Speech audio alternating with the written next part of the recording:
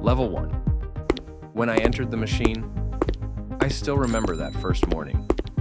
The city was barely awake, but the building already was. The lights were on. The elevators kept moving. Footsteps echoed across the stone floor, with the kind of urgency that made you feel late even when you were early. I had a cup of coffee in one hand and my laptop in the other, holding both too tightly, as if loosening my grip for even a second would make everything I had worked for collapse before I reached the office. I was young in the truest sense, not just young in age, but young in belief. I thought I was entering a world where the smartest people rose, where the disciplined were rewarded, where endurance and ability naturally turned into success. I believed that if I could work harder than most, stay sharper than most, and outlast most, then the outcome would take care of itself. I was wrong. But on that first day, I did not know that yet. I walked in proud and nervous at the same time. Proud because I had made it into one of those places people on the outside dream about. Nervous because I already understood one thing very clearly. Once you're inside, nobody cares who you used to be. Your grades, your resume, the praise you collected before arriving, all of that only gets you through the door. Once you're in, everything resets. And in that world, you begin from zero. I learned very quickly that the life of an analyst had almost nothing in common with the glamorous fantasy people attached to finance. There were no dramatic handshakes, no cinematic moments of predicting the market in some glass conference room, while people nodded in admiration. Most of the time, you sat in front of a screen, you cleaned files, you built models, you checked tiny figures that somehow carried enormous consequences. A single misplaced decimal could distort an entire story being prepared for someone much higher up the chain. The hours were brutal, but the hours were not the real burden. The real burden was invisibility. You could spend your entire day doing work that was extremely important and still feel completely replaceable. If you disappeared tomorrow, the work would continue. Someone else would take your chair. Someone else would open the files. Someone else would keep the machine moving. That creates a strange kind of pressure.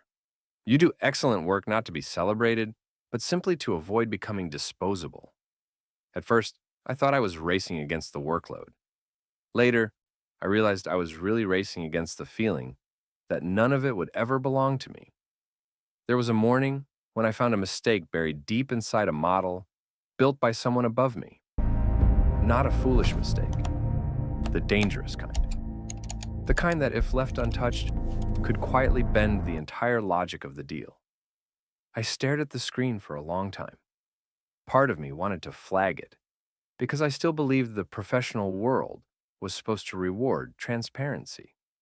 Another part of me already understood something colder. There are environments where truth matters less than discretion. In the end, I fixed the error in my own file and said nothing. That was one of the first real lessons the machine taught me. At the lower levels, survival often outranks moral clarity. Not because morality is meaningless, but because you are still too low in the hierarchy for your honesty to be useful. In places ruled by speed, precision, and pressure, people are judged less by whether they speak up and more by whether they keep the system from becoming messier than it needs to be. The longer I stayed, the more I started noticing where power actually lived. Not always in title, not always in visibility. Some people spoke beautifully in meetings, but carried little real influence. Others said almost nothing, yet shifted the room the moment they entered it. In finance, power does not always travel with the name on the first page. Sometimes it sits quietly behind the page, untouched by presentation, protected by position. That realization changed the way I saw my own role. I understood that I was standing in the foundation of a very large structure. A part nobody notices, but a part everything above depends on. My work would never be remembered when the deal closed. The client would not know my name. The board would never hear it. They would only see the polished materials, the clean model, the smooth presentation. They would never see the rows of glowing screens, the late nights, the small corrections that kept the whole thing from collapsing. At first, I thought I had come there for money. And honestly, that was true. Money was the language everyone used. Money was the visible reward. Money was what people could measure, compare, and show off. But after a while, I began to understand that money was only the surface. The real engine was distance. The distance between the people who did the work and the people who made the decisions. I sat on the 31st floor helping support transactions worth hundreds of millions of dollars from an Excel file. I had never met the client. I had never sat in the final room. I did not know who would carry the consequences when those decisions landed in the real world. I only knew the numbers had to hold, the model had to survive, and the logic had to appear clean. One night, standing by the glass while the office emptied out, I stopped thinking about salary for the first time. I started thinking about the people above me, about what power really looked like, about how a small number of people could direct flows of money large enough to alter the fate of companies, industries, even lives they would never directly touch. That was when the machine truly began changing me. Not through one dramatic shock, through repetition, through adaptation, through the slow erosion of surprise. You do not wake up one day as a different person. You simply stop being startled by things that once disturbed you. You ask fewer naive questions. You grow more comfortable with silence. You learn that skill gets you through the door, but discretion is what allows you to remain. That was my first lesson inside the machine. When you're at the bottom, you think you are learning to work with money. In reality, you're learning to stand very close to power without letting it crush you. Level 2, when I was no longer working only with numbers. 2 years later, I was not the same person who had walked in carrying that coffee and laptop. I still worked hard. I still lived among models, revisions, emails, and endless demands for precision. But something had shifted. For the first time, I was getting close enough to hear how real decisions were made. Not in the center, not yet. I was still in the side room, still near power rather than inside it. But once you stand close enough to watch how it works, you can never fully return to innocence. I started becoming involved in structuring parts of deals that actually mattered. I was no longer just cleaning the final output. I had to understand why a structure was chosen, why one clause mattered more than it seemed, why risk had to be priced not just mathematically, but politically and strategically. I remember the first time I had to explain a covenant breach scenario in front of someone senior enough that one raised eyebrow from them could freeze the room. I had gone through the scenario so many times that I could feel the arguments before they came. That was when I understood that, at this level, confidence no longer comes from intelligence alone. It comes from preparation. Preparation became currency. The more deeply you prepared, the more stable you appeared. The more clearly you could see what might break, the less your voice shook. And in this world, the appearance of control carries enormous value, sometimes almost as much as actual control. But as I moved closer to the work, another truth became impossible to ignore. Deals are never just numbers. Behind every model are human consequences. Behind every capital structure are outcomes that rarely appear in the slide deck. There was one deal I still remember clearly, a leveraged buyout of a regional logistics company. On paper, it was elegant. Costs could be optimized. Margins could improve. The return profile made sense. Everything lined up beautifully in Excel. But everyone knew what those improvements really meant. Operational cuts, layoffs, instability, communities losing part of their economic rhythm. None of that appeared in my model. There was no tab called human cost, no row where you could type anxiety into a cell, no formula that captured what it means when a family loses income because some spreadsheet somewhere has decided the structure needs to be more efficient. And yet, the deal moved forward. That was one of the first times I felt the distance between doing my job and becoming part of something much larger. The distance is wide enough to help you rationalize, but narrow enough that it still knocks on the door of your conscience when the room is quiet. That is how people learn to rationalize. You tell yourself you are just running the numbers. You tell yourself someone else would do it anyway. You tell yourself the system existed before you and will continue after you. None of those thoughts are fully false. They are just true enough to help you continue, but not true enough to leave you fully at peace. The deeper I got into the flow of capital, the clearer one cold rule became. It is not proximity to money that changes people. It is proximity to decision-making power. Money is a tool. Decisions create consequences. And once you stand close enough to see who makes them, how they make them, and what gets left out when they do, you begin to change. At this level, I also started building relationships. Senior people began pulling me into more important work. Colleagues shared information with me that not everyone received. I started learning where to appear, when to speak, and when silence was the smarter move. It was not friendship in the ordinary sense. It was usefulness wrapped in professional politeness. In this system, loyalty often rests less on affection than on exchange value. Who helps whom win? Who protects whom at the right moment? Who opens which door? When you're young, that feels cold. After a while, it simply feels accurate. Around this time, I stopped measuring life in hours. I started measuring it in deal flow. What is opening? What is close to closing? What is breaking? What must be pushed across the line? That sounds like a small shift, but internally it is enormous. Because once work becomes the unit through which you experience time, it stops being something you do and becomes the atmosphere you live inside. I also started managing younger people. Analysts began looking at me the way I had once looked at the people ahead of me. That made me realize I had moved further than I thought. I was now responsible not only for my own work, but also for the speed, mistakes, and pressure of others. That was when I learned that moving up does not only take your free time, it takes your innocence. You're no longer allowed to think only about whether you're tired. You have to think about how the machine continues functioning through you and through the people beneath you. Eventually, I closed a deal large enough that I could no longer pretend I was still standing entirely outside the system. The client looked at me when the hard questions came. The room reacted to my answers. It was a dangerous moment, because moments like that can make you think you have arrived. But in truth, they only mean your role has changed. You are no longer just being supported. You are becoming someone others lean on. And with that comes a different loneliness.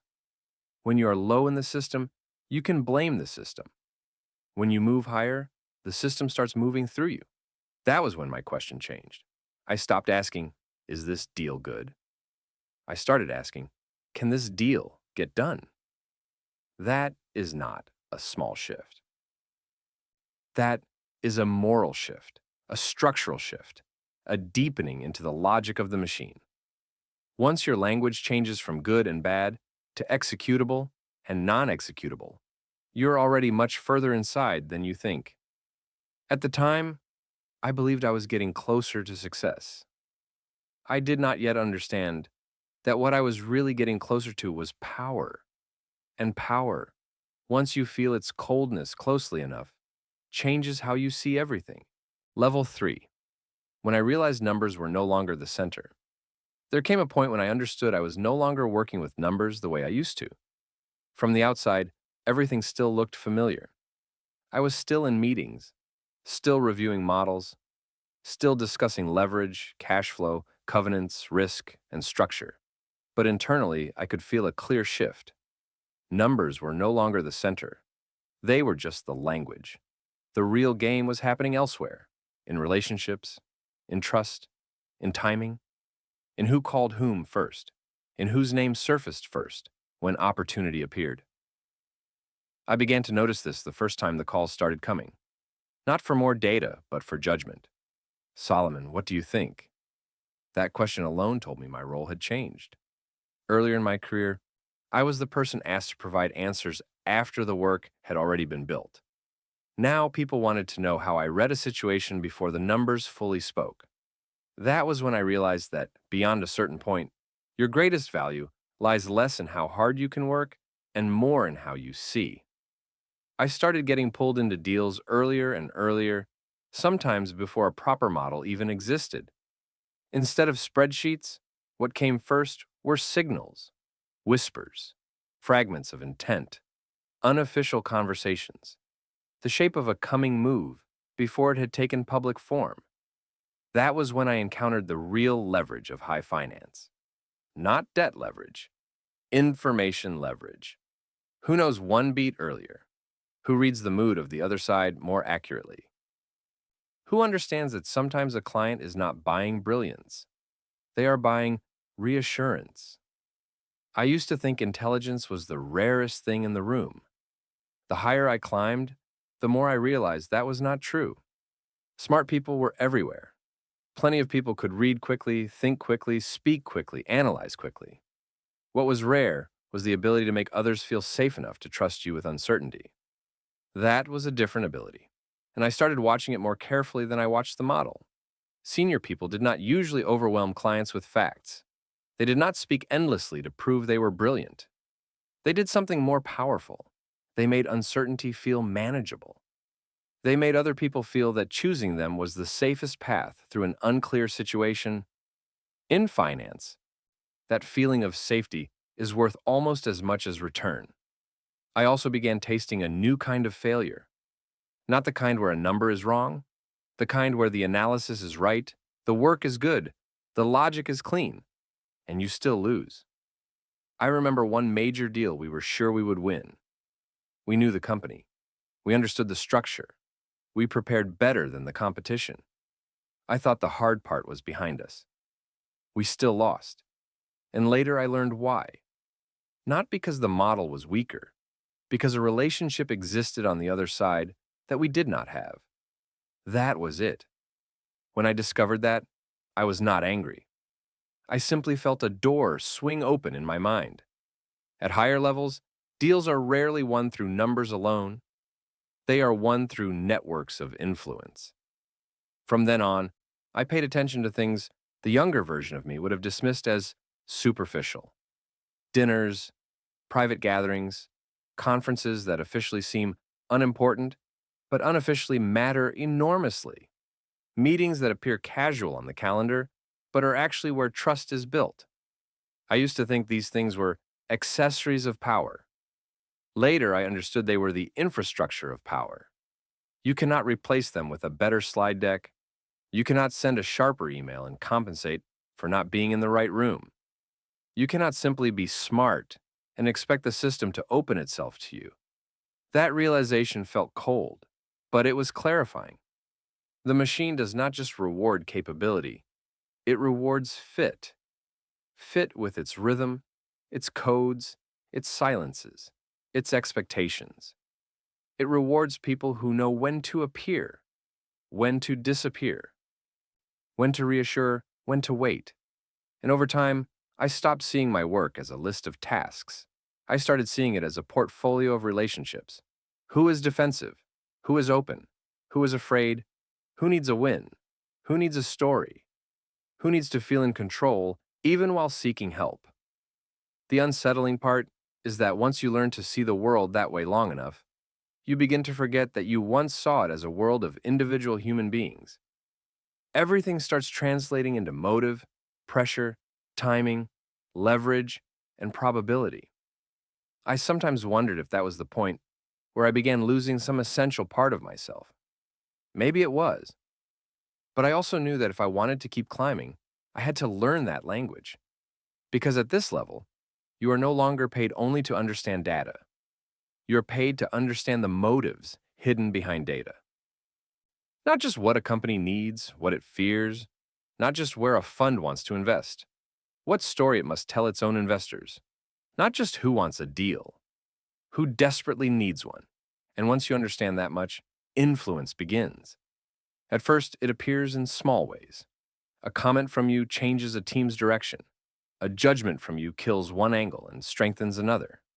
A call from you opens a door that had stayed closed for weeks. Eventually, people start using you not merely to execute, but to orient the deal itself. That feeling is seductive, very seductive, because for the first time, Your effort is not just creating output, it is creating motion. You say something, and things move. That is often how people become addicted to power before they ever call it that. Because power, in its early form, does not look like dominance. It feels like the ability to affect outcomes. And once you have felt that, a higher paycheck alone no longer satisfies in the same way. But the price becomes visible too. You are less invisible now, which means your mistakes are more visible too. You have to project steadiness. Clients must trust you. Your team must see composure. Even when in reality, you're still dealing in incomplete information like everyone else. People on the outside think the higher you go, the freer you become. Sometimes the opposite is true. The higher you go, the more you are bound by invisible expectations. You cannot react too emotionally. You cannot expose too much uncertainty. You cannot say anything that weakens confidence at the wrong moment. And slowly, the deeper challenge changes. It is no longer survival. It is no longer proving that you are capable. It becomes the struggle to keep your soul from becoming too useful to the machine. I am not sure I always succeeded. What I know is that from that point onward, I was no longer working only with numbers. I was working with trust, motive, position, and influence. In other words, I had entered the core of the machine. And that is where power begins to take on its real form. Level 4, when I was no longer just near power, but started touching it. There is a boundary in this world that almost nobody announces when you cross it. No ceremony, no title change that fully captures it, no visible moment of transformation. One day you simply realize that you are no longer only standing near power. You have started touching it. I did not realize this during some glamorous event. I realized it in an ordinary meeting. Closed room, familiar faces, a company under pressure, a deteriorating balance sheet, a large exposure on the table. The question sounded financial. Should we continue supporting this relationship? The younger version of me would have assumed the answer lived entirely inside credit quality. By then, I knew better. If you looked only at the numbers, the answer might have been no. But if you looked at the broader ecosystem, the answer changed. One relationship often sits inside a cluster of others. Losing one exposure could mean losing a network. Taking one financial hit might be the price of preserving much larger strategic access. That was when I saw something clearly. The higher you climb, the fewer decisions remain purely financial. Many decisions wear the clothes of financial logic, but inside them are status, politics, leverage, timing, and trade-offs. Too complex to capture in a single model. I cast my vote. And in that moment, I understood I had crossed a line. I was no longer explaining decisions made elsewhere. I had become part of the place where decisions are formed. There is an undeniable feeling that comes with that, a feeling many ambitious people spend years chasing, not only because of ego, not only because of money, but because presence itself begins to carry weight. You speak less, and each sentence matters more. You stop touching every small task, but your way of seeing begins to shape the entire machinery below. Around that time, I traveled constantly, not just to meet clients, but to maintain the rhythm of a relationship network. Singapore, Zurich, Abu Dhabi, Dubai, different cities, same deeper purpose. Preserve trust, deepen trust. Create channels through which capital can move. Many of the most important meetings never looked important from the outside. No slides, no dramatic agendas, no official declarations. But every question, every pause, every person at the table, every sequence of arrival and departure carried meaning. I used to think deals were decided in conference rooms. Later, I realized many deals are decided before the conference room is ever entered. By the time the formal meeting happens, the real work is often already underway. At this stage, my relationship to time changed again. Earlier in my career, life was measured in salary, bonus cycles, reviews, and promotions. Now, my incentives stretched over longer cycles, funds, strategies, multi-year outcomes. This changes the way you think. You become less excited by quick wins and less frightened by short-term volatility. But in exchange, you begin accepting larger trade-offs, bigger gray zones, decisions that seem difficult to justify in the short term, but appear rational when viewed through a 5-year or 10-year frame. That is one of the most dangerous things about power. It rarely tells you that you are becoming worse. It simply changes the frame in which you justify what once made you uneasy. Strategy, optimization, practicality, necessity. I helped work on deals large enough that for the first time, I felt the architecture of modern finance in full. Jurisdictions layered on jurisdictions, lawyers, co-investors, holding vehicles, ownership structures, tax optimization, legal wrappers, fully lawful, highly efficient, intricately built. People outside see the news headline announcing a deal. People inside see the maze required to make the deal possible in its most favorable form for those close enough to participate. And the question that began troubling me was not whether these structures were legal. Often they were. The more troubling question was this: why had I stopped asking whether they should exist at all? Instead, I now asked whether they would hold. That is a huge difference. Without realizing it, my entire life had begun reorganizing itself around the machine. Fewer meaningless events, fewer conversations without strategic value, more calendars filled with important names, private calls, carefully timed appearances, dinners that doubled as infrastructure. You tell yourself this is the reward of years of hard work. And it is. But it is also a leash, a soft one. Because the deeper you are invited in, the fewer incentives you have to step back and ask where exactly all of this is taking you. There were moments when I felt I was no longer simply working in the market. I had become part of an environment the market reacted to. You lean in, others study why. You slow down, people begin decoding the signal. Your presence becomes a variable in the equation of others. That is power in one of its most dangerous forms. Not loud, not theatrical. Just the quiet fact that your position influences outcomes. When I was young, I imagined that reaching this level would feel like a rival. In reality, it felt more complicated. Yes, there was more influence, more access, more money. But there was also less separation between myself and the system. At the beginning, leaving would have meant changing jobs. Later, leaving would have meant removing myself from the network that had shaped my identity, my language, my habits, my reputation, even my sense of time. That was when I began to understand something very few people say plainly. Power does not only give you the ability to affect the world, it also makes the world cling to you. You think you are holding the system. Eventually, you realize the system is holding you too. And that is when the deeper question appears.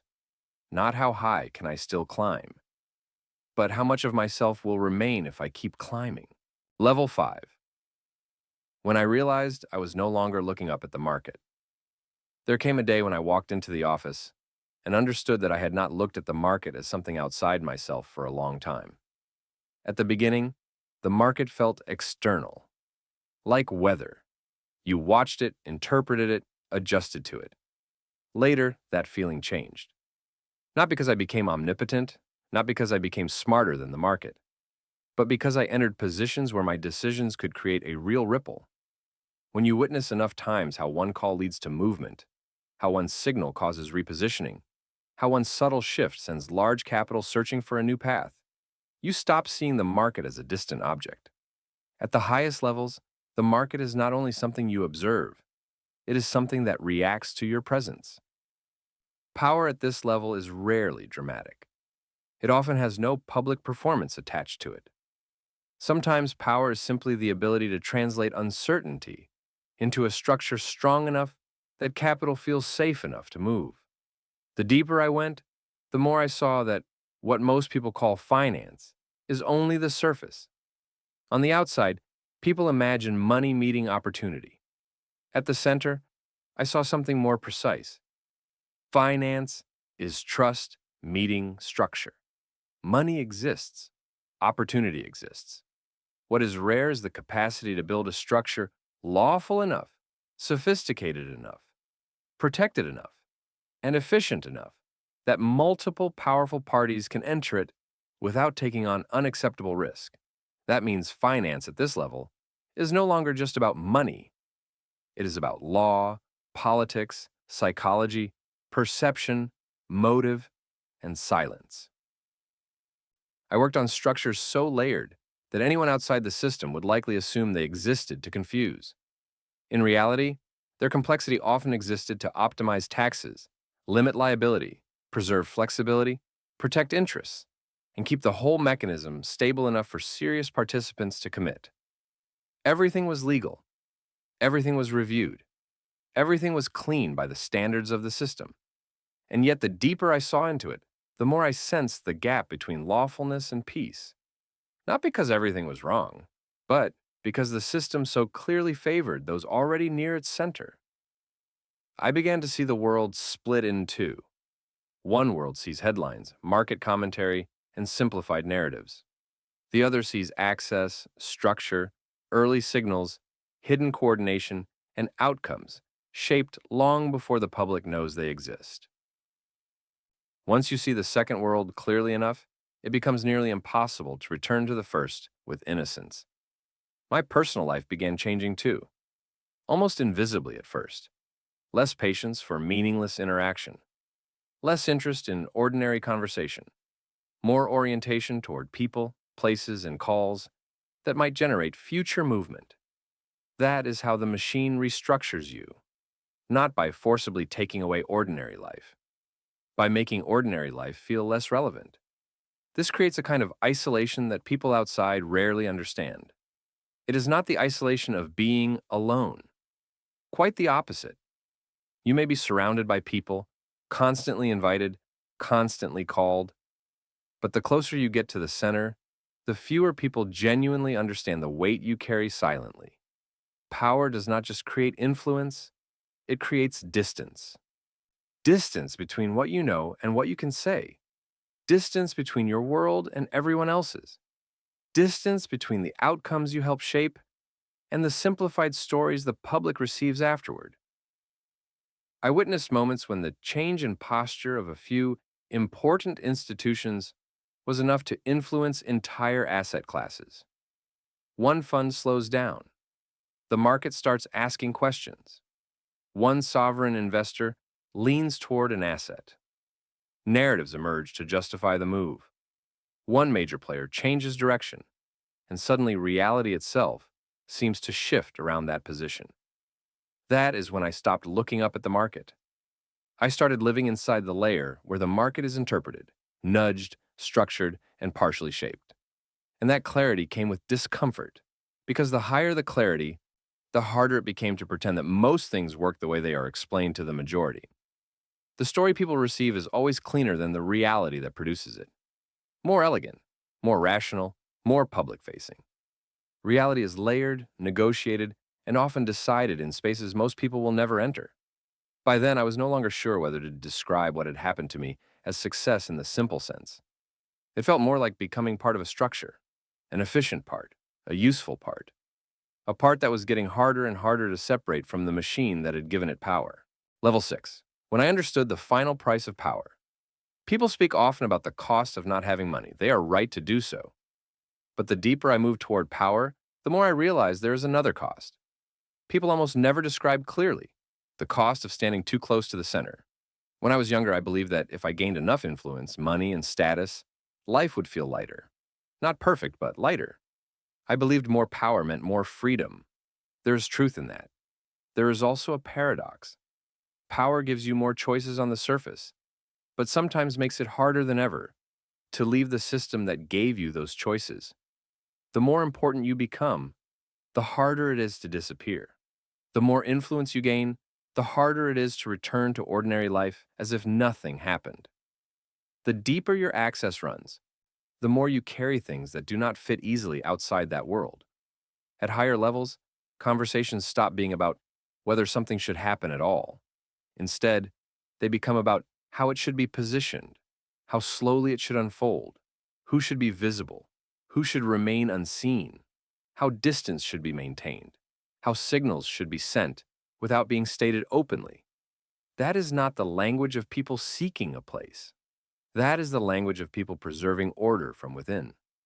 And that was when I understood something deeply cold. At the highest levels, power no longer feels like victory.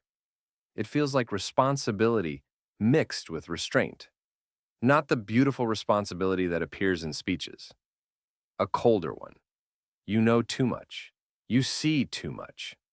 You understand how far the consequences of even slight movement can travel. You can no longer pretend to be an observer. I met people whose titles sounded almost modest, yet a single sentence from them could reorient an entire room. What made others listen was not just intelligence or experience. It was their position inside the network of power. And what struck me most about some of those people was not their influence. It was their loneliness. I used to think loneliness belonged mostly to failure, invisibility, or exclusion. Then I discovered another kind of loneliness. Being seen too much at too high a level, while being unable to fully speak openly to almost anyone. You may have endless calls. You may know powerful people across multiple cities and industries. You may always be able to reach someone important. And still, the number of people you truly trust becomes frighteningly small. Because information at that level is no longer just information. It is leverage. It is responsibility. It is risk. It is something that can cause consequences far away from where it was first spoken. So you learn to speak more carefully. You learn to say less. You learn to keep more of yourself sealed off. That is part of the price. Not usually dramatic, but real. You trade naturalness for control. You trade innocence for vision. You trade belonging to the ordinary world for membership in another world governed by very different rules. And the longer you stay there, the harder it becomes to remember who you were before learning those rules. I often ask myself, what is real power? At first, I thought it was money, then decision-making authority, then the ability to move others. Eventually, the answer became darker and more complex. Perhaps real power is the state in which your presence and the operation of the system begin to blend. At that point, you no longer simply have power. You're being shaped by it. It shapes how you speak, how you enter a room, how you judge people, how you classify risk, how you experience success and failure. Success is no longer just more money. Failure is no longer just losing one deal. Everything becomes a matter of position, imprint, influence, and preservation of space. That is why I came to believe that the final price of power is not only in the long hours, the compromise, or the pressure. The final price is that if you go far enough, one day you may look back and no longer know exactly where your real self ends and the role built by the system begins. You are still functioning, still respected, still influential, still winning. And yet one question waits quietly beneath all of it. If this machine stopped needing me tomorrow, what part of me would still remain? That is the most frightening question power leaves behind. Not because it takes everything from you, but because it gives you so much that it becomes difficult to see what you gave away in return. People enter this world for money, ambition, possibility, transformation. If they go far enough, what waits at the end is no longer money. It is the question of whether they still master power, or whether power has long since mastered them. Level 7. And then the machine begins again, with someone else. Now, when I look back on the whole journey, I understand that some truths only reveal themselves once you have climbed far enough that you cannot see the beginning the same way anymore.